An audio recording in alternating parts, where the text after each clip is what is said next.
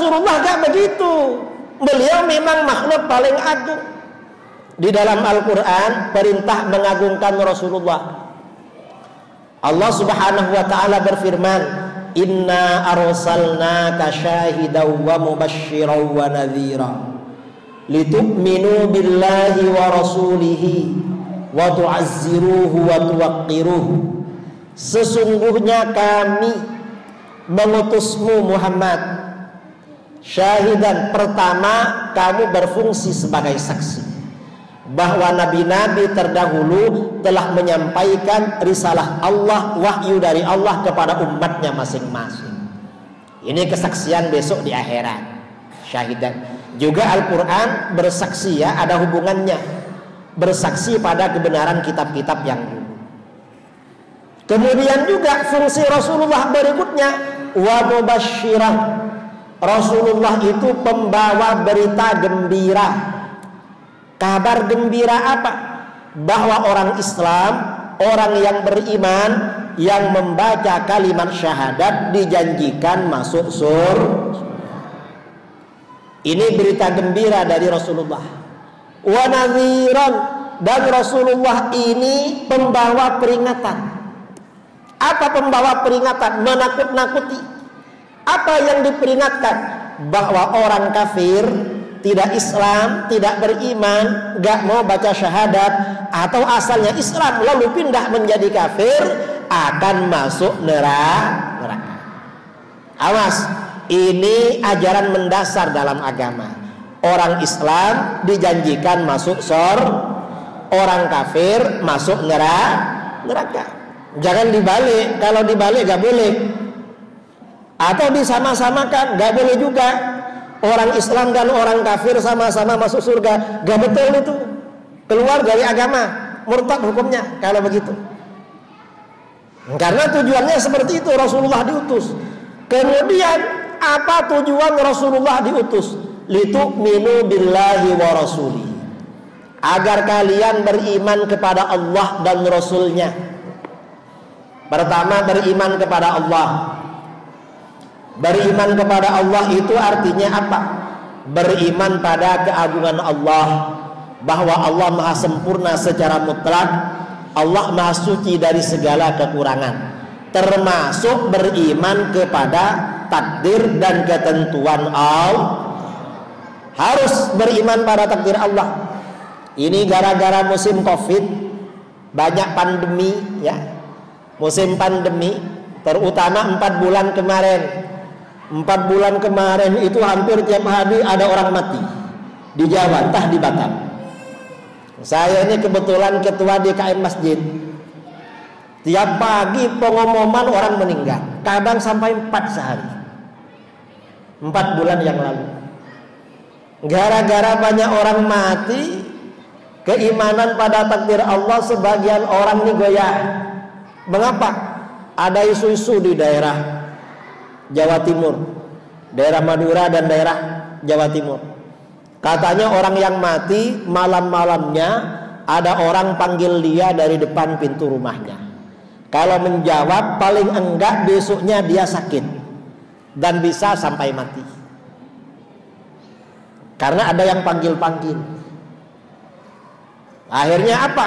Entah siapa yang pertama kali ngasih saran, agar kalau dipanggil gak mati, gak sakit, ada anjuran di depan rumahnya dikasih patung, kasih berhala kecil. Mengapa? Kalau ada yang panggil-panggil, biar berhala itu yang jawab dan biar dia yang mati, katanya. Ini namanya merusak keimanan kepada takdir Allah. Mengapa begitu? Karena mati dan hidup, rizki, nasib, semuanya adalah takdir Allah. Kalau orang itu belum waktunya mati, jangankan dipanggil dari depan pintu, dipanggil pakai pengeras suara gak akan mati. Kalau belum waktunya mati. Tapi kalau sudah waktunya mati, gak ada yang manggil, tetap mati. Betul? Betul.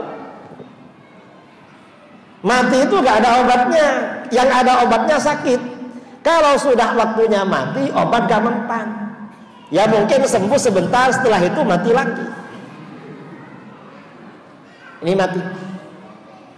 Kemudian juga kemarin ya, karena musim vaksin. Vaksin ini mengganggu keimanan antara yang pro dan kontra.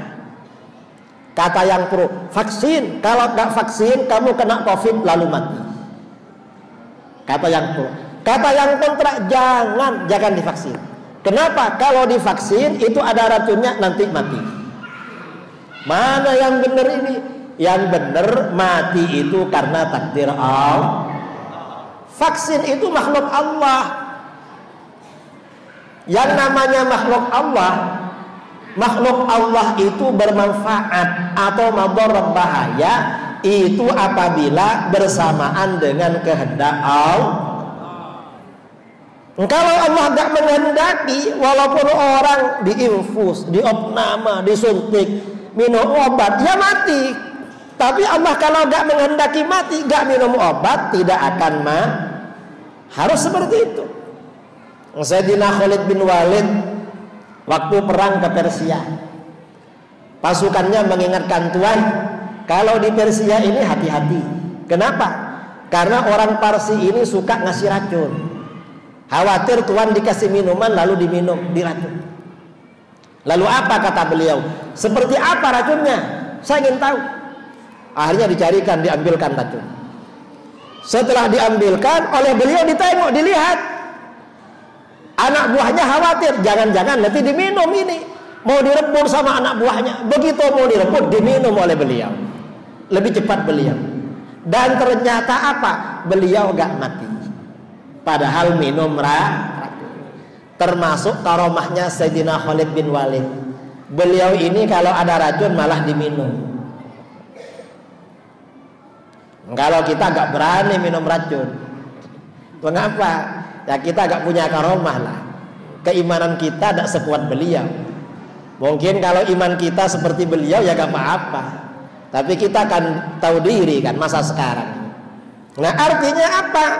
Apa saja di dunia ini mendatangkan manfaat atau membawa madarat, semuanya apabila bersamaan dengan kehendak Allah. Ini namanya beriman kepada Allah. Beriman kepada Allah juga beriman kepada takdir Allah. Jadi perlu ini.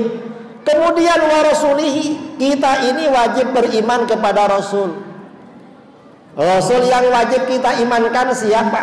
Kalau Rasul yang diutus pada kita, yang dimaksud di sini Rasul yang diutus kepada kita. Siapa? Yaitu Nabi Muhammad. Ayahnya bernama Abdul, ibunya bernama Siti Ami, lahirnya di kota hijrah dan meninggal di Madinah. Itu yang betul. Kalau keliru gak sah imannya. Misalnya Rasul kamu siapa? Lahir di Pekanbaru. Meninggalnya di mana? Meninggalnya di Karimun. Loh ini agama lain namanya. Harus jelas itu.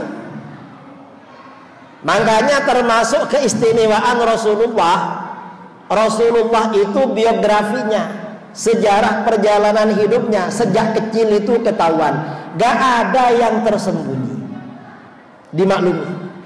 Itu Rasulullah sampai makamnya diketahui sampai sekarang. Kalau nabi-nabi terdahulu gak ada yang tahu di mana makamnya. Ada makam-makam yang katanya makam nabi, itu riwayat-riwayat dari para ulama. Ada riwayat memang seperti itu, tapi tidak sejelas makam Rasulullah. Kalau makam Rasulullah ini mutawatir dari generasi ke generasi. Semuanya yakin kalau itu makamnya. Ini makam Rasulullah. Jadi Rasulullah ini diketahui. Ini beriman kepada Rasulullah. Kemudian beriman saja kan cukup. Apalagi wa tu'azziruh. Kamu wajib menolong Rasulullah. Apa yang dimaksud menolong Rasulullah? Menolong Rasulullah berarti menolong agamanya Rasulullah, yaitu menolong agama membantu pembangunan masjid, termasuk menolong Rasulullah. membantu pendidikan Al-Quran di Masjid Al-Mutmainnah, termasuk menolong Rasulullah, membantu acara majelis taklim, kajian-kajian agama di Al-Mutmainnah, termasuk menolong Rasulullah, termasuk juga membela ketika pribadi Rasulullah dilecehkan oleh orang-orang munafik atau orang-orang zindik, lalu kita bela, itu termasuk menolong Rasulullah. Itu wajib hukumnya, wajib, nggak boleh berpangku tangan, harus menolong memang. Dan ini ya untuk kita semua, kita begini ini kembali pada kita semua juga. Ini menolong Rasulullah. Kemudian menolong gak cukup, tapi watuwaqiruh, dan kalian mengagungkan. Kata Imam Al-Baghawi dalam tafsirnya Ma'alimut Tanzil, watuwaqiruh ay watu'azzimu watufakhimu, kalian mengagungkan dan membesarkan Rasulullah. Kita wajib mengagungkan memang, karenanya kita mahlul qiyam, baca ya Nabi salam alaika, tadi dibaca-baca, itu mengagungkan Rasulullah. Nah, mengapa Rasulullah diagungkan? Ya karena Rasulullah memang agung. Dan keagungan Rasulullah itu bukan karena pencitra, bukan.